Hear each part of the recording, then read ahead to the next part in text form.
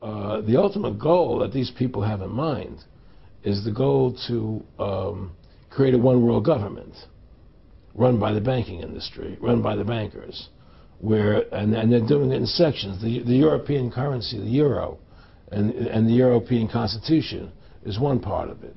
Now they're trying to do it in America with the North American Union, right? And they want to create a new currency called the Amero, right? And the whole agenda is to create a one-world government where everybody has an RFID chip implanted in them. All money is to be in those chips, right? There'll be no more cash. And this is given me straight from Rockefeller himself. This is what they want to accomplish. And all money will be in your chips. And so instead of having cash, anytime you have money in your chip, they can take out whatever they want to take out whenever they want to. If they say you owe us this much money in taxes, they just deduct it out of your chip digitally. Total control. Total control. And if you're like me or you, and you're protesting what they're doing, they can just turn off your chip. And you have nothing. You can't buy food.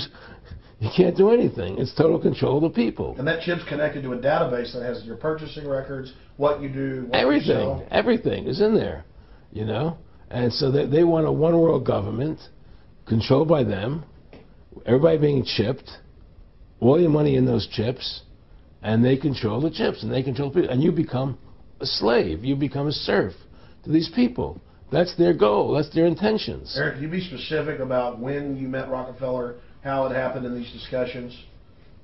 I met Rockefeller through a female attorney I knew who called me up one day and said, one of the Rockefellers would like to meet you. I had made a video called Mad as Hell, and he'd seen the video and wanted to meet me and knew I was running for governor of Nevada. So sure, I'd love to meet him. And I met him, and I liked him, and he was a very, very smart man. And we used to talk and share ideas and thoughts. And he's the one who told me 11 months before 9/11 ever happened that there was going to be an event.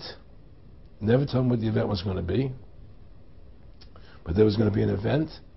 And out of that event, we were going to invade Afghanistan to run pipelines from the Caspian Sea. We were going to invade Iraq, you know, to take over the oil fields, establish a base in the Middle East, and make it all part of the New World Order. And we'd go after Chavez in Venezuela. And sure enough, later 9/11 happened. And I remember he was telling me how how you're going to see soldiers looking in caves for people in Afghanistan and Pakistan and all these places. And there's going to be this war on terror, which is no real enemy. And the whole thing is a giant hoax, you know, but it's a way for the government to take over the American people. He told you it was going to be a hoax. Oh, yeah. Oh, yeah. There's no question. He says, there's going to be war on terror. And he's just laughing. There's no... Who are we fighting? I mean, why do you think 9/11 happened and then nothing's happened since then? Do you think that our security is so great here that these people who pulled off 9/11, who were able to, can't knock down another plane? Come on, it's ridiculous. 9/11 was done by people in our own government and our own banking system to perpetuate the fear of the American people into subordinating themselves to anything the government wants them to do. That's what it's about, and to create this war, this endless war on terror. And that's why and that was the first lie. And the next lie was going into Iraq, you know, to get Saddam Hussein out with his weapons of mass destruction. That was the next lie. Now, specifically, this was a little over 6 years ago? This was... 11 months before 9/11. Yeah. And Nick Rockefeller, who's a lawyer, he's become your friend over the previous years, and he's saying to you that there's going to be this big event, and then out of that we're going to have a war on terror, and it's just going to go on and on. Right. An endless war on terror without any real enemy. That you can never, so you can never define a winner. And did he say that it's going to be perfect because you can't define an enemy, it just goes on and on? Yeah, because you can't define a winner. There's no one to beat, so it goes on and on forever. And they can do whatever they want. They scare the hell out of the American public. Look, this whole war on terror is a fraud. It's a farce. It's very difficult to say it out loud because people are intimidated against saying it. Because if you say it, they want to make you into a nutcase. But the truth has to come out. That's why I'm doing this interview. The fact of the matter happens to be that the whole war on terror is a fraud. It's a farce. Yeah, there's a war going on in Iraq because we invaded Iraq. And people over there fighting, you know. But the war on terror, it's a joke, you know. And until we discover what really happened on 9/11 and who was responsible for 9/11, because that's where the war on terror emanates from. That's where it comes from. It was 9/11 that allowed this war on terror to begin. And until we get to the bottom root of 9/11, the truth of 9/11, we'll never know about the war on terror. Aaron, you said that he was, and I think it's important, and I know this about the Rockefellers from Dr. Dennis Cuddy and many others who literally, you'll be 20 years old in a lunch line at college, and there's David Rockefeller. And here's here. I mean, they're experts at recruiting and getting what they call players, and that clearly he was. I mean, I want to make it specific and just get you to reiterate what you said last night about you got 30% of the vote. You were having an effect. You made mad as hell. They knew that you'd started the Constitution Party. Yeah. They knew that you were somebody who was taking action and getting things done. You'd already made some big films, had a lot of other successes. Right. So they were trying to recruit you, and didn't it come down to the point of, hey, we are here to recruit you, and don't worry, your chip's going to say, don't mess with us. You know, this guy's don't touch. Yeah, yes, that did happen. I was definitely being recruited, but it's more subtle than that. Well, in your words, just go through the process, and then what he said to you. Well, what it is remember, we were friends, and we used to go to my house a lot. We'd have dinner, we'd talk, and he'd tell me about business investments that he'd get involved in, you know, or they would help me with this business investment or that business investment. And was I interested in joining the Council on Foreign Relations? You know, I would have to get a letter to join them, but was I interested in that?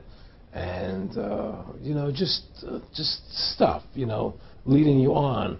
And I used to say to him that I never really did that because that wasn't where I was coming from. You know, as much as I like you, Nick, you know, your ways and my ways, we're on the opposite side of the fence. You know, I don't believe in enslaving people, you know, and he would come back with, oh, I do? Or? Well, it would be more like, you know... It's better for them. Well, it's more like, you know, how do I put it? It was like, what do you care about them? What do you care about those people? What difference does it make to you? Take care of your own life. Do the best you can for you and your family. What do the rest of the people mean to you? They don't mean anything to you. They're just serfs. They're just people. You know, it was just a lack of caring, you know, and that's just not who I was. It was just sort of like cold, you know. It was just like cold, you know. And I used to say to him, what's the point of all this? You have all the money in the world you need. You have all the power you need. What's the point?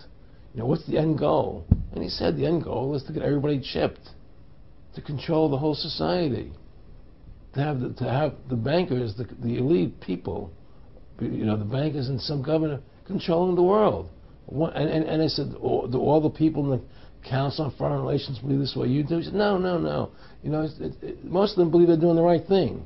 A lot of them believe it's better off being socialistic. You know, we have to convince people that that socialism is really capitalism. Because America is becoming a socialist country. It's a communist country today. Well, one of the things they told me was that he was at the house one night, and he would talk, and he started laughing. He said, Aaron, what do you think women's liberation was about? And I said, I had pretty conventional thinking about it at that point. I said, I think it's about women having the right to work, getting equal pay with men, just like they won the right to vote, you know? And he started to laugh. He said, you're an idiot. And I said, why am I an idiot? He said, let me tell you what that was about. We, the Rockefellers, funded that. We funded Women's Lib, you know? And we're the ones who got all over the newspapers and television, the Rockefeller Foundation. He says, and you want to know why? He said, there were two primary reasons. And they were, one reason was we couldn't tax half the population before Women's Lib. And the second reason was, now we get the kids in school at an early age. We can indoctrinate the kids how to think. It breaks up their family. The kids start looking at the state as the family, as the school, as the officials, as their family, not as the parents teaching them. And so those are the two primary reasons for women's lib, which I thought up to that point was a noble thing. You know, when I saw their intentions behind it, where they were coming from when they created it, the thought of it, I saw the evil behind what I thought was a noble adventure.